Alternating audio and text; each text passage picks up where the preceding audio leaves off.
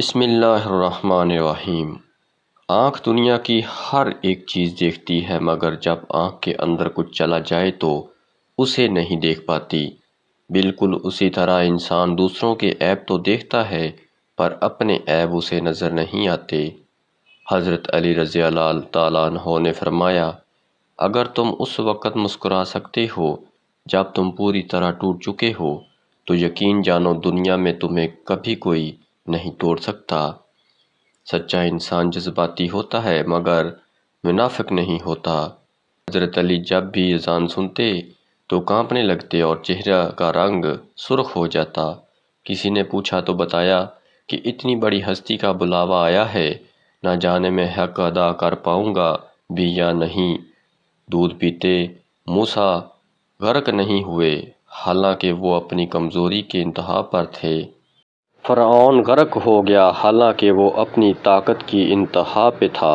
تکبر چاہے طاقت کا ہو، دولت کا ہو، حسن کا ہو، علم کا ہو، حسب نسب کا ہو، حتیٰ کہ تکبر چاہے تقویٰ کا ہی کیوں نہ ہو، انسان کو رسوا کر کے ہی چھوڑتا ہے۔ عاجزی اختیار کریں، کیونکہ انسان کی اکڑ خدا کی پکڑ پر ختم ہو جاتی ہے۔ دل میں کھوٹ ہو تو دعا، عطا اور محبت تینوں راستہ بدل لیتی ہیں۔ جب بندہ مخلص ہو تو عزت اللہ پاک دیتا ہے۔ اگر معاملہ حقائق کو پیش نظر رکھتے ہوئے حقیقت سے سبق سیکھنے کا ہو تو نصیب والے چونٹی سے بھی سبق سیکھ لیتے ہیں، اور اگر نصیب میں نہ ہو تو کائنات کی تمام کتابیں ردی کے ڈھیر سے زیادہ کچھ بھی نہیں۔ دل میں منافقت رکھ کر زبان کا میٹھا بننا ہمیں نہیں آتا۔ جسے عزت دی دل سے دی، جسے چھوڑا دل سے چھوڑا۔ جنگ محبت سے بہتر ہے، کیونکہ جنگ کے آخر میں تم زندہ رہتے ہو یا مر جاتے ہو، لیکن محبت کے آخر میں تم نہ تو مرتے ہو نہ جیتے ہو۔ اگر تمہارے رزق میں سے دوسروں کی ضروریات پوری ہو رہی ہیں تو تم خوش قسمت ہو کہ تمہارا رب تمہارا رزق پاک کر رہا ہے۔ مضبوط تو وہ لوگ ہیں جو رونے کے بعد اپنے آپ کو سمجھائیں کہ اللہ ہے، نہ سب ٹھیک ہو جائے گا۔ میری ماں مجھ کو معاف کرتی رہتی تھی، میرے رب کی طرح یا مالک یوم الدین، تو میری ماں کو معاف فرما، قبر میں بھی اور حشر میں بھی۔ رسول اللہ صلی اللہ علیہ وآلہ وسلم نے فرمایا، جنتیوں کی کل 120 صفیں ہوں گی، ان میں سے 80 صفیں صرف میری امت کی ہوں گی۔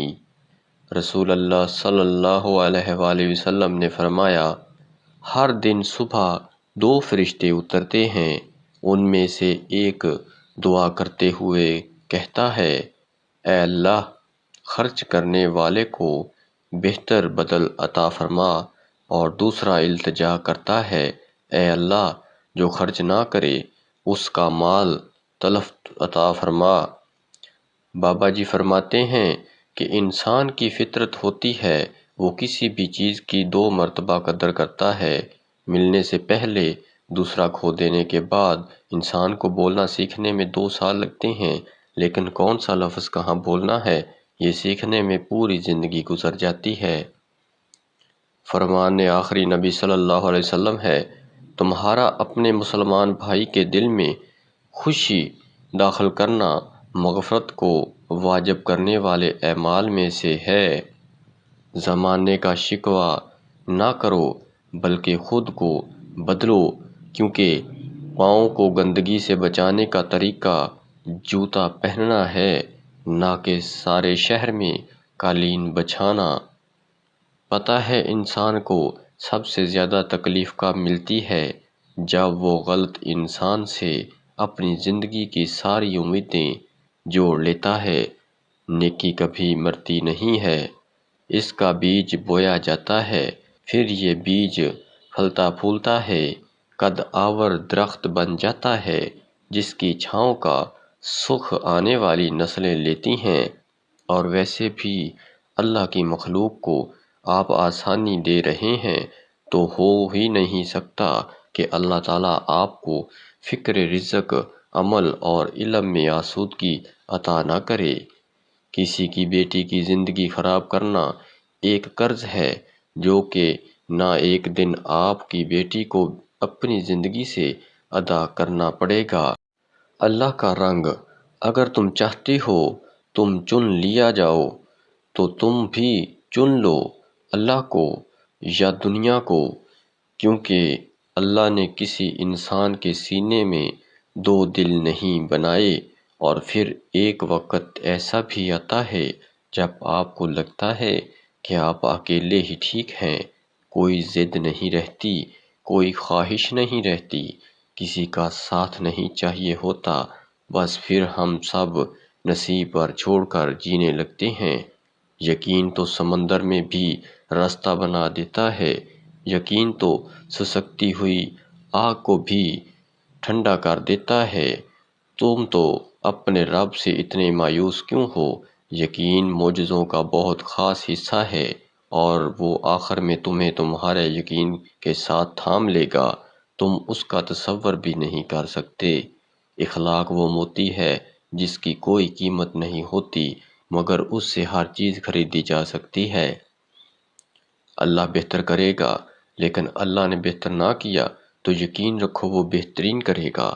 صرف رب کی ذات ایسی ہے جو معافی مانگنے پہ یہ نہیں پوچھتا کہ غلطی کیوں کی تھی۔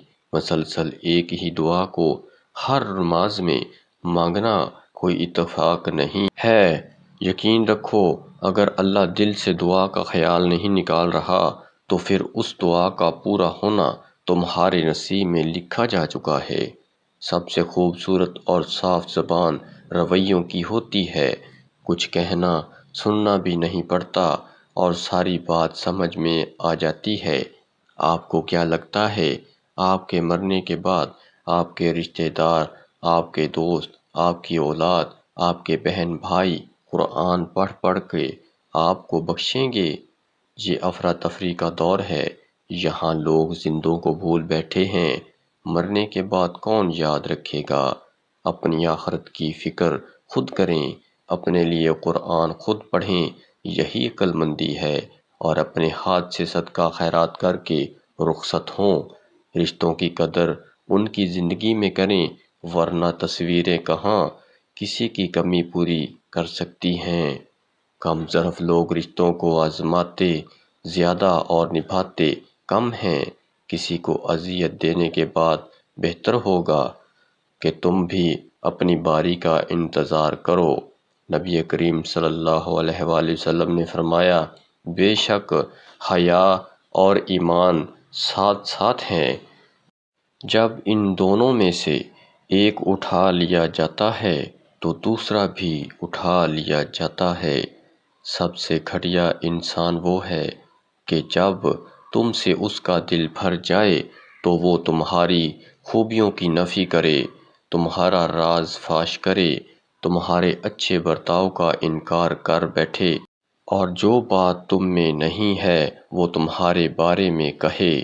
عورت کی فطرت ہے کہ وہ گھر کی خاطر بہت سی قربانیاں دیتی ہے، کڑوی باتیں اور تلخ رویے تک سہ جاتی ہے، مگر جب اس کا ہمسفر ہی اس کو نظر انداز کر دے تو اندر سے ٹوٹ جاتی ہے۔